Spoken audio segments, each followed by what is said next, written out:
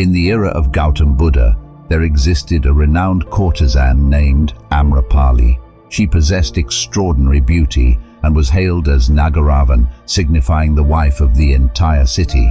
The allure of her beauty was such that golden carriers were a constant presence at the entrance to her palace. Even powerful kings had to patiently await their turn to meet her. While she earned her living as a prostitute, her wealth grew to the extent that she could afford to purchase an entire kingdom.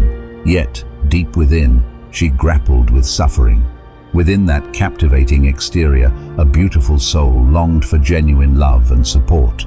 Though she could feign affection for her patrons due to financial transactions, internally she harbored resentment. They treated her as a mere object, devoid of the respect owed to a fellow human being. One day, while standing on her terrace, Amrapali noticed a young Buddhist monk who possessed nothing more than a begging bowl, yet radiated a remarkable presence, awareness, and grace. As the young monk directed his gaze upwards, Amrapali was captivated, and for the first time, love stirred within her. The simple reason behind this was that as soon as the young monk laid eyes on Amrapali, he humbly bowed before her with profound respect. It marked the first instance where someone regarded him with respect, acknowledging his humanity. Moved by this, Amrapali rushed down, reverently touched the monk's feet and said, "Stay here today, be my guest, and kindly accept my humble offering of food." She pleaded, "Please don't decline my invitation. It's the first time I've extended such a request. I've been invited countless times by kings and emperors, but I've never initiated an invitation. Please don't reject me. This is my inaugural invitation. Join me for a meal." The young monk readily agreed. After sharing a meal, Amrapali extended an invitation, saying, "The rainy season is just 3 days away, and I welcome you to stay in my home for the next 4 months. Consider this palace your sanctuary. I ask for nothing in return. I won't disturb you in any way. I'll ensure your comfort in every possible manner." During the rainy season, Buddhist monks remain in one place for 4 months, seeking shelter where available.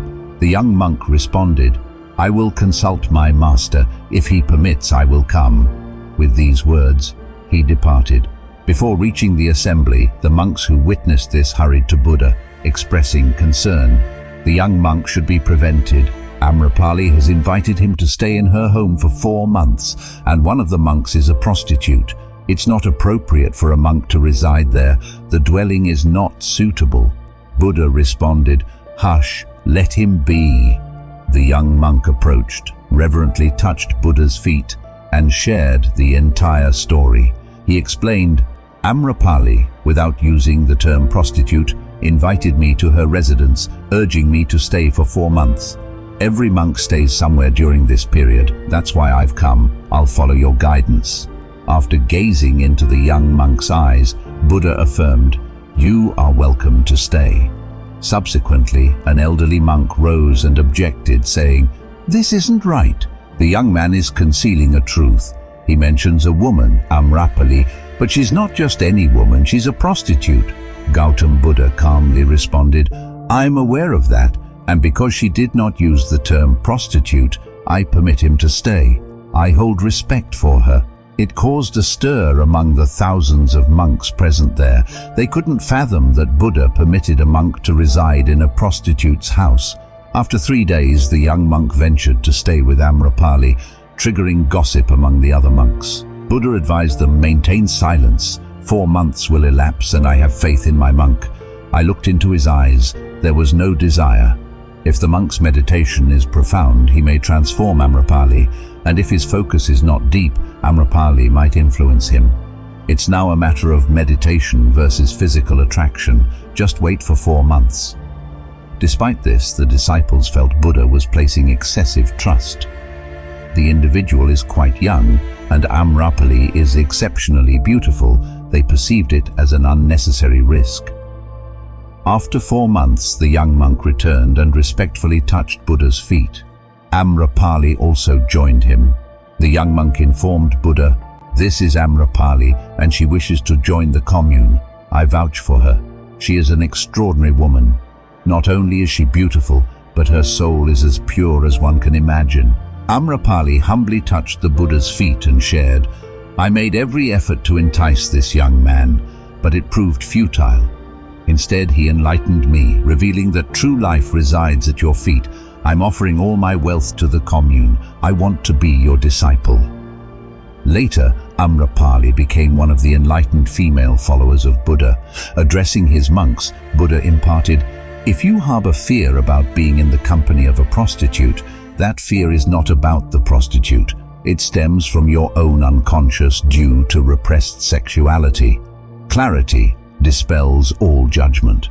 Reflecting on our lives, we see that to manage sexual thoughts, we must first eliminate desires. Unfortunately, instead of eradicating these desires, we often satisfy them through indulgence, a result of our lack of control over the mind. This leads some young people to engage in unnatural activities like masturbation. Forget not, our semen embodies our energy. Conserving this energy can pave the way for significant success in any field. Throughout history, the world's greatest personalities achieved greatness by preserving this vital energy. To conserve semen, there's no need to suppress desires. Instead, eliminate them through meditation and positive thoughts. With a strong meditation practice and control over the mind, you can effortlessly manage the emergence of sexual thoughts. I hope you found this perspective meaningful and gained new insights from it. If you did, I would sincerely appreciate your support by subscribing to this channel. Your encouragement motivates me to create more engaging and informative stories just for you. Thank you for being here, and stay tuned for the next video with another captivating narrative.